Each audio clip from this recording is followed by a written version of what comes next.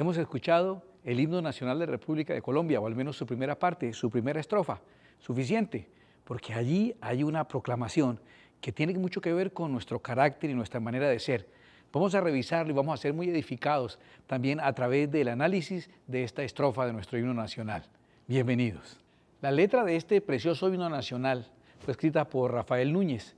Este himno nacional es considerado el segundo himno nacional más hermoso del mundo, después del himno de Francia, la Marsellesa. Fuimos declarados los segundos en una votación que seguramente fue en Francia, tal vez, pero fue la letra escrita por Rafael Núñez y presentada por primera vez en 1887. ¿Quién es o quién fue Rafael Núñez? Pues nuestros jóvenes dirán que es el hipster que salía en los billetes antiguos de 5.000, pero no. Fue una persona que nació en Cartagena y ocupó 4 veces la silla presidencial en Colombia. Fue elegido para 4 periodos o fue nombrado para 4 periodos como presidente de nuestro país. Él escribió esta letra y la música se le encargó a Oreste Sindice, un italiano que vino con una compañía de ópera y se quedó en Colombia, se enamoró de Colombia, se quedó allí y se convirtió en el maestro de maestros músicos allí en la capital colombiana. A él se le encargó musicalizar este himno. Para desarrollar lo que más tarde se convertiría en el himno nacional de Colombia, Oreste Sindice le pide a Rafael Núñez que tome un inicial poema o unos versos que había escrito él con relación a la independencia de Cartagena en algo que él llamó el himno patriótico. Lo escribió unos 38, 36 años antes de que se presentara como himno nacional. Lo escribe en 1850, cuando él era simplemente secretario de gobierno de su ciudad natal allá en Cartagena. Rafael Núñez había escrito este himno patriótico dedicado a Cartagena, su ciudad, y decía originalmente estas estrofas así: del 11 de noviembre, mañana brilla el sol, saluda el gran suceso de nuestra redención. Cayeron las cadenas, la libertad sublime derrama en todo el orbe su bendecida luz. La humanidad entera, esclavizada gime, comprende las doctrinas del que murió en la cruz. A partir de esos versos, Oreste Sindice le pide entonces a Rafael Núñez que los haga más acordes a una métrica musical y que los haga menos enfocados en su ciudad Cartagena y un poco más amplio. Y de eso llegó a conformarse esas 11 estrofas y el coro que conocemos como el himno nacional y que fue declarado himno oficial en el año 1920. Esa es realmente una pieza de lírica marcial sobresaliente. Este es el coro y de ahí se deriva su nombre. O Gloria Inmarcesible es el nombre del himno, el coro y las 11 estrofas. Generalmente conocemos la primera, pero todas las estrofas tienen una riqueza realmente maravillosa. Me gustan algunas más que otras, pero por ejemplo, la quinta estrofa dice: de Boyacá en los campos el genio de la gloria, con cada espiga un héroe invicto coronó. Soldados sin coraza ganaron la victoria, su varonil aliento de escudo les sirvió. Y otro de mis favoritos es la estrofa número 10. Dice: mas no es completa gloria vencer en la batalla, que al brazo que combate lo anima la verdad. La independencia sola, el gran clamor no acalla, si el sol alumbra a todos, justicia es libertad. Qué composición tan preciosa, y nunca lo declararon el compositor del año, a pesar de todo esto. Nosotros nos quedamos simplemente con el coro, la introducción musical o estribillo, la primera estrofa, la repetición del coro, y se haría muy largo las 11 estrofas cantadas. No creo que lo haya oído alguna vez cantado completo el himno nacional, siempre es apenas. Llegamos a esta primera estrofa, la estrofa que todos conocemos.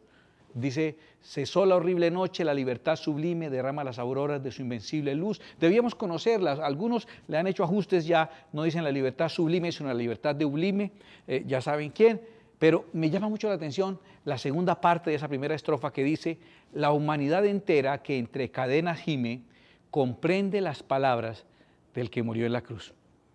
Parece ser esta estrofa musical preciosa, estos versos hechos música y convertidos en himno, parecen ser una declaración de rasgos de carácter muy propios de nuestra raza, de nuestra nacionalidad colombiana.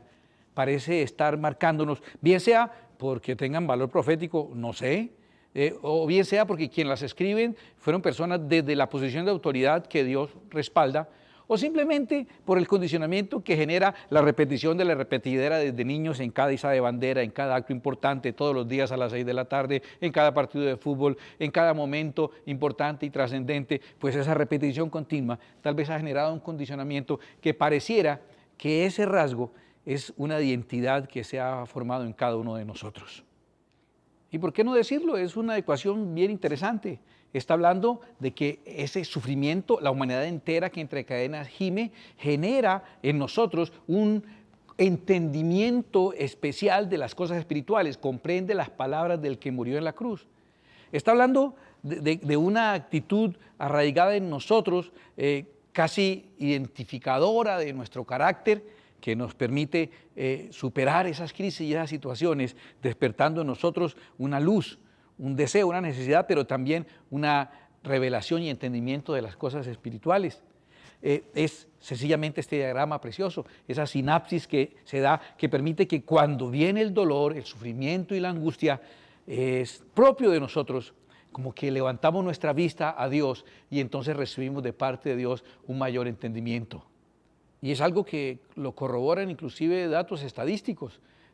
Tú puedes encontrar gráficas como esta que nos muestran que en periodos de mucho sufrimiento, esta gráfica muestra que desde la década de los 70 hacia adelante, en esos tiempos dolorosos y oscuros del tiempo de la guerra, del narcotráfico y la violencia tan fuerte que hubo en nuestro país, también coincide con un despertar del Evangelio, con un avivamiento. Colombia es reconocida. Latinoamérica está pasando por algo que bien puede llamarse un avivamiento, un despertar de la fe y del deseo de saber de Dios. Y Colombia especialmente es reconocida por sus megaiglesias, por sus grandes maestros, predicadores. Hay una revelación especial, hay un entendimiento especial que parece, según lo dice nuestro propio himno, ha surgido de nuestro sufrimiento ese entendimiento de las palabras de Cristo. Hasta el 2012 se da esta gráfica y muestra ese crecimiento tan marcado. Unos datos del 2019 nos hablan de un porcentaje de cristianos del 33% de nuestro país. No sé qué tan exactas sean esas estadísticas, pero lo que sí es indudable es que el entendimiento y el deseo de conocer y entender más de la palabra es algo que es muy característico de nuestra nación y que ha sido impulsado por todos los sufrimientos que hemos tenido que enfrentar. Somos un país sufrido, somos un país que hemos tenido que enfrentar dolor y sufrimiento y al parecer siempre nos ha tocado como hacia arriba, como en subida. Tal vez por eso son nuestros ciclistas tan capaces y tan destacados en la montaña, porque somos una nación que como que siempre nos ha tocado de para arriba. Yo conozco algunos otros países con ni siquiera demasiado mayor desarrollo que nosotros, ni mayores riquezas que nosotros, donde las cosas se hacen un poquitico más fácil para la gente. Somos personas definitivamente resilientes, capaces de tomar el dolor y la aflicción y transformarlo en emprendimiento, en ideas, en lucha. Pero también, según lo declara nuestro propio himno, ese sufrimiento, ese gemir, es capaz de producir en nosotros un despertar hacia el entendimiento de la enseñanza de Cristo Jesús en la cruz. Esta es una manera positiva de ver esa estrofa o ese verso que yo quisiera llamar profético de nuestro himno, diciendo ese gemir de las cadenas, ese sufrimiento continuo que hemos enfrentado, hace que entendamos como humanidad las palabras de Cristo en la cruz. Podemos convertir ese sufrimiento en un despertar, al parecer es lo que ha ocurrido en nuestra nación. Hemos procesado el sufrimiento convirtiéndolo en un despertar hacia la espiritualidad, hacia el conocimiento y el deseo de saber de Dios. Ahora, eso también puede tener un enfoque negativo si lo vemos no ya como una profecía benéfica, sino como una sentencia más bien señaladora y dañina. ¿A qué me refiero? A que pareciera también ser que la única manera de recibir entendimiento que nosotros consideramos válida es a través del sufrimiento. Pareciera que nuestra gran máxima sería algo así como la letra con sangre entra. Parece que desde nuestra muy temprana edad fuimos condicionados a que solo aprendemos cuando sufrimos en carne propia. No somos muy buenos para hacer un benchmarking, un seguimiento a lo que ha ocurrido a otras personas o en otros lugares y capitalizarlo para nosotros. Pareciera ser que hasta que no lo sufrimos en carne propia, no entendemos que el asunto puede ser grave o puede ser comprometedor o puede ser dañino. Tenemos como esa tendencia de validar como único canal de conocimiento la experiencia dolorosa propia. La letra con sangre entra. Pareciera que tenemos ese concepto. Ahora, La Escritura pareciera también estar corroborando en algunas partes que es a través del sufrimiento que se logra ese perfeccionamiento. Cuando Pablo en su primer viaje está visitando algunas de las iglesias, va a hablarle a los creyentes para que se afirmen en su fe. Hechos 14:22 nos muestra que pareciera un requisito necesario el sufrimiento para la salvación y entrar al reino. Dice Hechos 14:22, confirmando los ánimos de los discípulos, exhortándoles a que permanecieran en la fe y diciéndoles, es necesario que a través de muchas tribulaciones entremos en el reino de Dios. Ahora, es lo que Pablo le decía a esas ciudades cuando estaba visitando. Pero yo me rehúso a creer que la única manera que tenemos de recibir sabiduría y de entender la salvación y de buscar la salvación sea a través de las muchas tribulaciones. Y parece que Pedro también está de acuerdo conmigo. El apóstol Pedro, en Primera de Pedro, capítulo 1, versos 6-7, en su carta que es universal a la iglesia, dice, en lo cual vosotros os alegráis, aunque ahora por un poco tiempo, si es necesario, insisto y resalto aquí si es necesario, dice Pedro, tengáis que ser afligidos en diversas pruebas, para que sometida a prueba vuestra fe, mucho más preciosa que el oro, el cual aunque perecedero se prueba con fuego, sea hallada en alabanza, gloria y honra cuando sea manifestado Jesucristo. Lo que está diciendo aquí Pedro es que podría no ser necesario. Podríamos validar otros canales de aprendizaje que no sean solamente el canal del sufrimiento. Sé que la mayoría de personas que están hoy en una comunidad cristiana, una gran mayoría o un gran número de los que hacen parte de las iglesias hoy, llegaron a las iglesias por una situación que se les presentó en un tiempo de crisis, perseguidos por una circunstancia sumamente difícil que le llevó a refugiarse en el Señor, que le llevó a buscar del Señor. Esa es una naturaleza muy propia nuestra y es válida y es buena y es lo que estamos tratando de revisar hoy. Parece que el gemir de las cadenas, parece que el sufrimiento hace en nosotros despertar un entendimiento de nuestra necesidad de Dios. Y entonces corremos hacia las iglesias y tratamos de refugiarnos de esa crisis, no sé, pérdida del empleo, pérdida de una relación, pérdida de la salud, alguna situación crítica a nivel jurídico, económico, a nivel social, familiar, nos obliga a huir y buscando refugio, muchos afortunadamente han llegado a la casa del Señor, al lugar correcto para encontrar refugio. Pero ¿qué ocurre cuando desaparece ese perseguidor, cuando la situación se supera? ¿Cuántas personas han estado en la congregación desesperados pidiéndole a Dios por un empleo hasta que se les concede el empleo y luego no vuelven a aparecer allí? ¿Cuántas personas están allí durante la crisis de superar una ruptura y cuando la superan, pues tampoco vuelven a estar por ahí en la iglesia? Pareciera que es el dolor el que los tiene ahí y entonces como que Dios en algunos casos, si es necesario, se viera en la necesidad de dejar a ese perro que los persiguió, dejarlo ahí en la puerta para que la persona cuando intenta irse, todavía está ahí, mejor me quedo todavía aquí en la iglesia del Señor. Pareciera entonces la iglesia como un hospital que llega a las personas que están enfermas y necesitadas, pero cuando se sanan entonces se van. ¿No es la iglesia el cuerpo de Cristo al cual pertenecemos para siempre, sea cual sea la situación? Ese Dios que desea traernos con cuerdas de amor, se ve obligado a traernos con cuerdas de dolor porque pareciera que solo a través del dolor llegamos a tener el entendimiento de lo que Dios quiere. El mismo Pablo dice que si no fuera por ese enviado del mismo infierno que lo abofetea, el mensajero de Satanás que lo abofetea, así se llamaba el perro que perseguía a Pablo, mensajero de Satanás, qué nombrecito para un perro. Pero si no fuera por ese, él se hubiera seguramente tropezado en su propio orgullo y tal vez se hubiera perdido la salvación. Entonces, como que en algunos casos, ojalá no sea el tuyo y ojalá no sea el mío, que no sea nuestro caso, el caso de que se hace necesario el dolor porque hemos validado el sufrimiento como el único canal de aprendizaje. Esa es una manera necia y Proverbios nos lo advierte. Proverbios capítulo 10, verso 13 dice, en los labios del prudente se halla sabiduría, mas la vara es para las espaldas del falto de cordura, del loco, del que no tiene entendimiento. Para él es el sufrimiento. Luego dice Proverbios 26:3, el látigo para el caballo, el cabestro para el asno y la vara para la espalda del necio.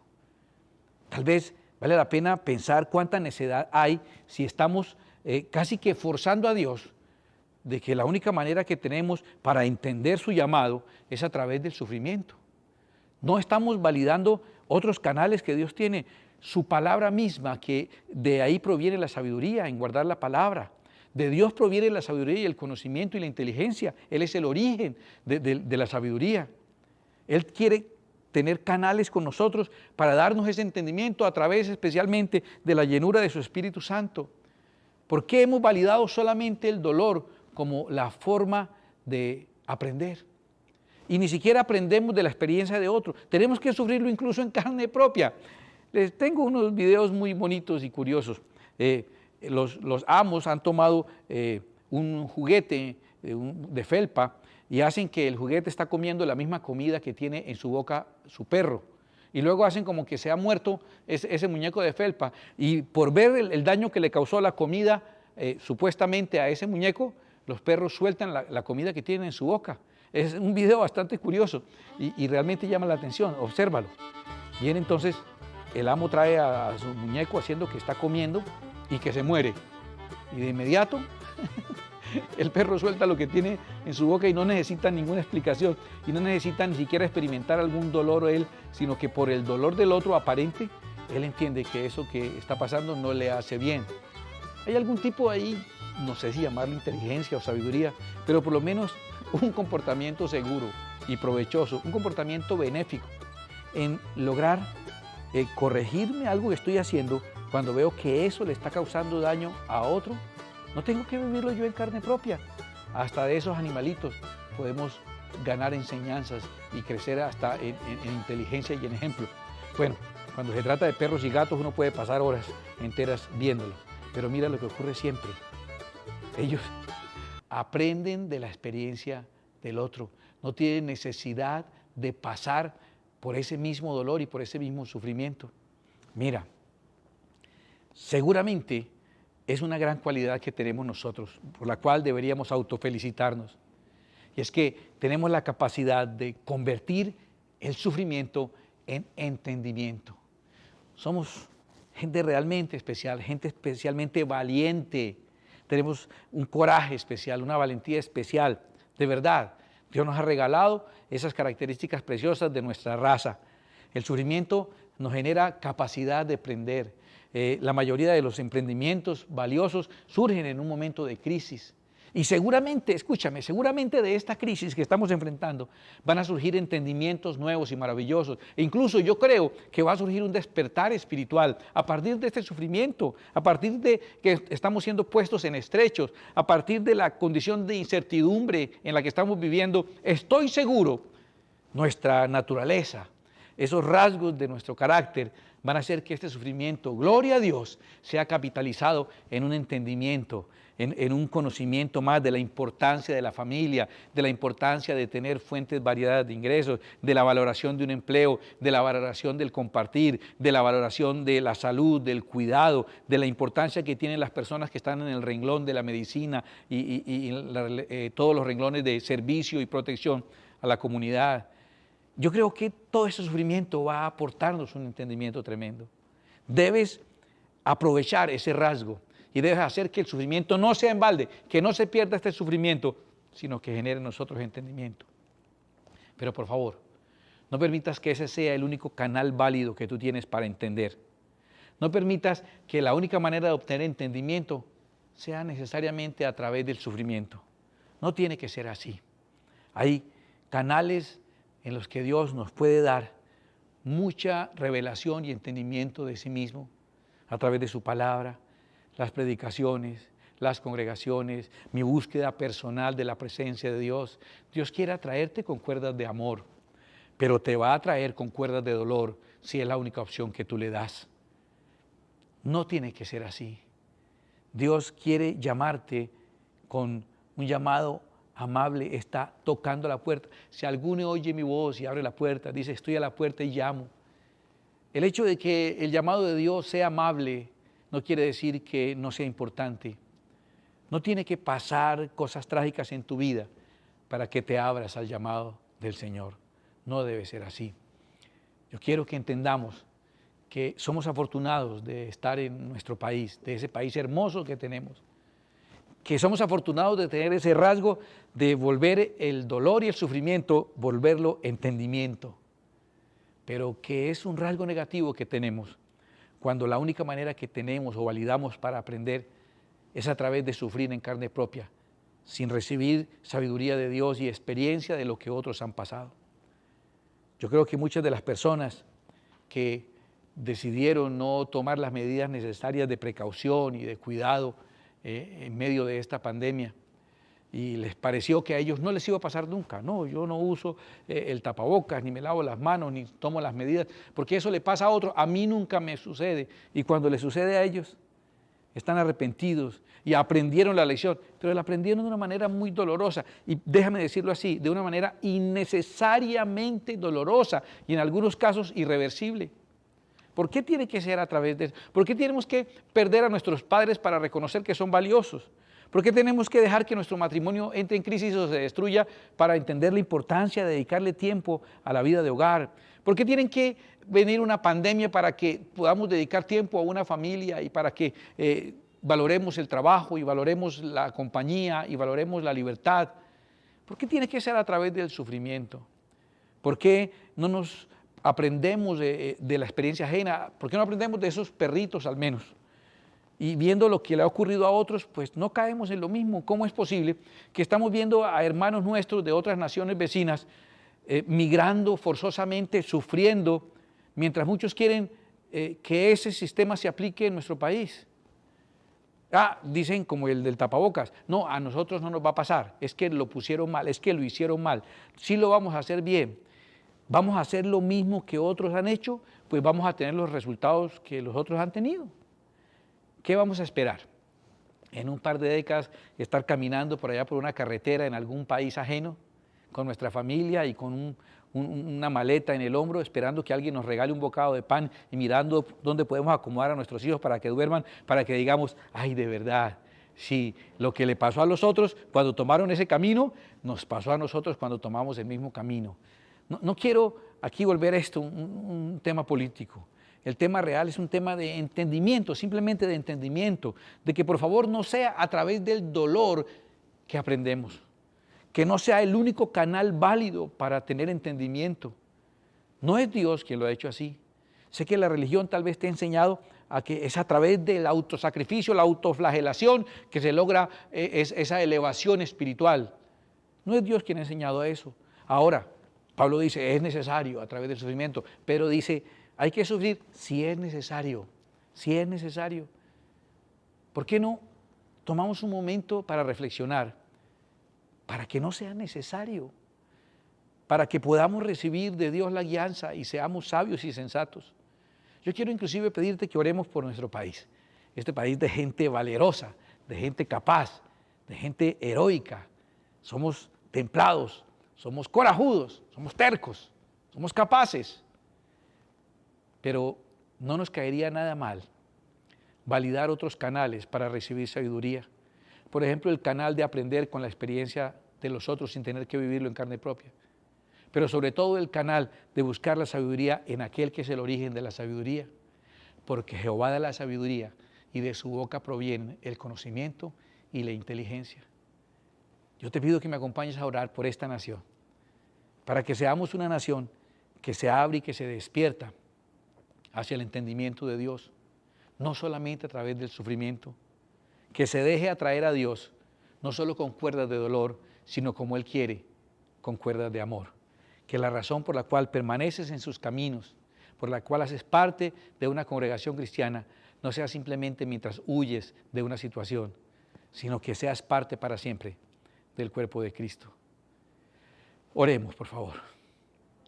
Padre que estás en el cielo, hemos encontrado, Señor, casi una virtud en el dolor. Y casi hablamos de nuestra nación, como de nuestra madre, como alguien sufrido, analizándolo y explicándolo y exponiéndolo como una virtud. Es una persona muy sufrida, como una gran cualidad. Qué bueno cuando no rehuimos los sufrimientos que son necesarios. Qué bueno cuando los sufrimientos que enfrentamos los capitalizamos en sabiduría. Pero qué malo cuando el sufrimiento es el único camino que tenemos para entender y aprender. Qué malo que la letra nos tenga que entrar con sangre cuando se puede entrar con estudio, con revelación, con enseñanza, con aprendizaje. Yo te pido, Señor, para que seamos un país no solamente valiente, no solamente heroico, no solamente sufriente, sino que seamos una nación entendida. Despierta los corazones y las mentes de las personas de nuestro país. Te pido especialmente por nuestros dirigentes. Te pido por los que tienen a su discreción decisiones que afectarán a muchos. Ten misericordia de esos muchos que seremos afectados, dándole sabiduría a esos que tomarán las decisiones. Porque la corrupción finalmente, además de ser maldad, es torpeza. Porque si yo me estoy robando las barandas y los peldaños de la escalera por donde yo mismo tengo que pasar, pues estoy haciéndome daño a mí y a mis siguientes generaciones. Señor Dios mío, abre el entendimiento. Que sigamos siendo una nación de valientes, pero además de eso, sabios, inteligentes y prudentes. Padre, abre nuestro entendimiento, alúmbranos, haz que amanezca, Señor, el resplandor de tu luz y podamos entender. Te ruego, Señor, por favor, que la ignorancia, Señor, que hay en nuestra mente acerca de las cosas tuyas, acerca de las cosas espirituales desaparezca, que la horrible noche cese, que podamos decir, cesó la horrible noche y ahora tenemos libertad. La Escritura dice, conoceréis la verdad y la verdad os hará libre.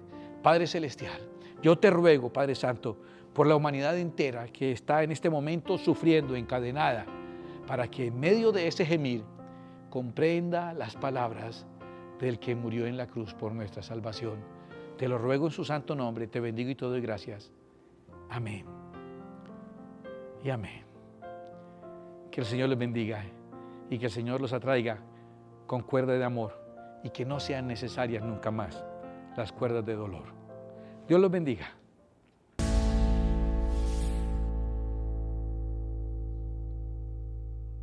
Mi gloria, el que levanta mi cabeza, mi escudo y mi fortaleza, mi guardián y mi escondite más seguro. Yo soy tu protegido, por eso hoy corro a tu